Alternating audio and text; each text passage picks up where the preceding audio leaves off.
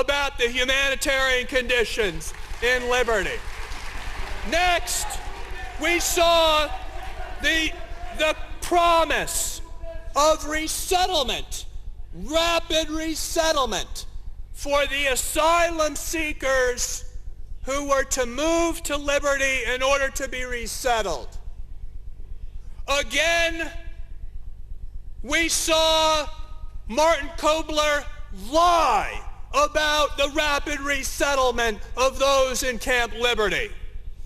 And finally, we heard that Camp Liberty was safe and secure when all of your family members told us and showed us where this was not true.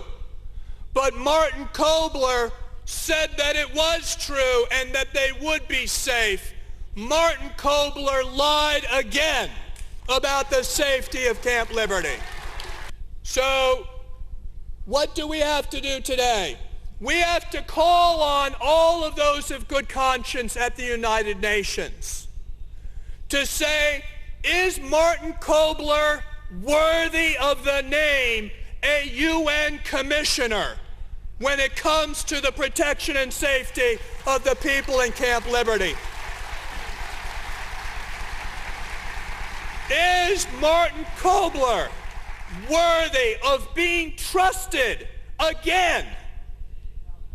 Is Martin Kobler worthy of promising the protection, safety, and resettlement of the people of Camp Liberty? No, he is not. And the UN must say so, and say so aggressively. Martin Kobler must go. Number one, the UN must move people right away, today, to Camp Ashraf.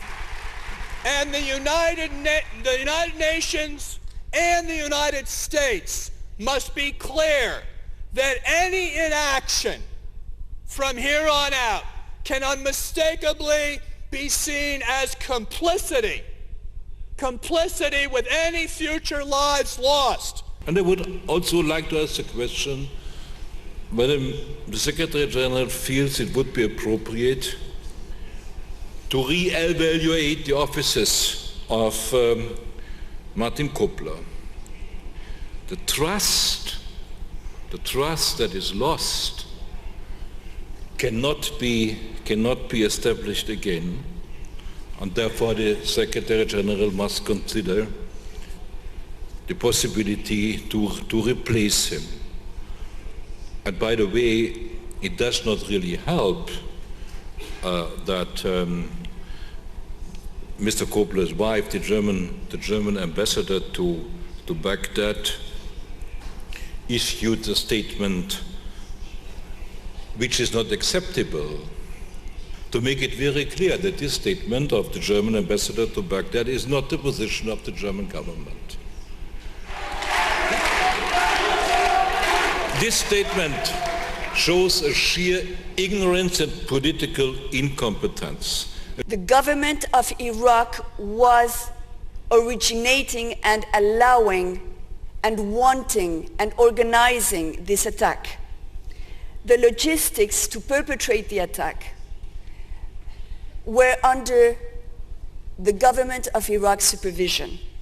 The decisions were taken in the military office of the Prime Minister of Iraq. And they were coordinated with the Iranian ambassador in Baghdad, Mr. Danaifar. And this is what we are going to oppose today. We are not allowing silence to just cover the massacre that the Iranian government wants to perpetrate against his political opponent. We want the people of Ashraf that are today in Camp Liberty, we want them safe. The first move is to have them back to Camp Ashraf. But we also want responsibility from the Secretary General of the UN, Mr. Ban Ki-moon. We want a decision from him explaining what is Mr. Martin Kobler doing in Iraq, because we believe that he has betrayed the confidence he had been granted, and he has brought shame to his mission.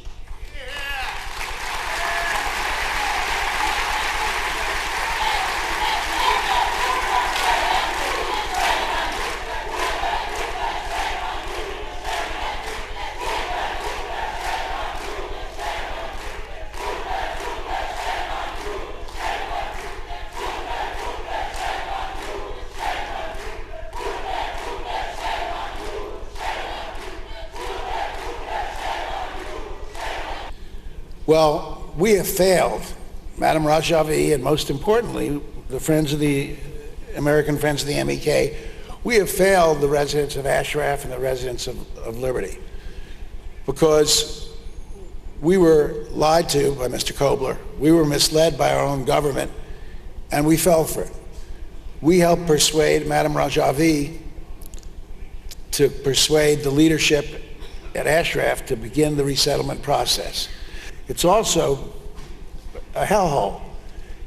Every promise that was made about the conditions at Liberty, about what's in the MOU, what the residents of Ashraf could bring with them, almost every promise has been violated. And we fought hard to get individual promises lived up to by the government of Iraq. But we were complicit in telling these people that they should move and they would be more secure.